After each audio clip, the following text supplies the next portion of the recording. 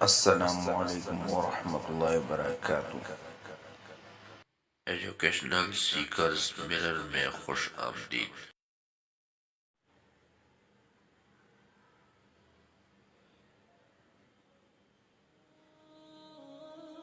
Thomson Edison مشہور عالم سائنسدان تھا۔ اپنے بچپن میں بخار کے باعث وہ سماعت سے محروم ہو گیا تھا۔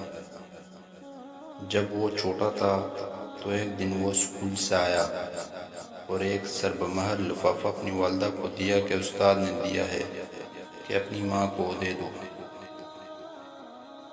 ماں نے کھول کر پڑھا اور اس کی آنکھوں میں آنسو آ گئے۔ پھر اس نے بآواز بلند پڑھا، تمہارا بیٹا ایک جینیس ہے، یہ اسکول اس کے لیے بہت چھوٹا ہے اور یہاں اتنے اچھے استاد نہیں کہ اسے پڑھا سکیں، سو آپ اسے خود ہی پڑھائیں۔ اس کے بعد اس کو پڑھانے کی ذمہ داری اس کی والدہ نے لے لی۔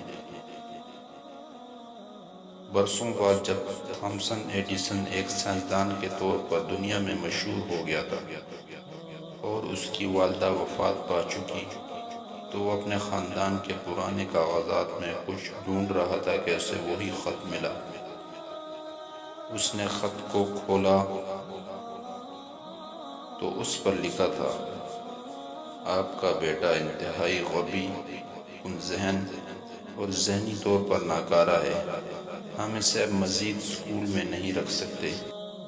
اسی دن ایڈیسن نے اپنی ڈائری میں لکھا، تھامس ایلوا ایڈیسن ایک ذہنی ناکارہ بچہ تھا، پر ایک عظیم ماں نے اسے صدی کا سب سے بڑا سائنسدان بنا دیا۔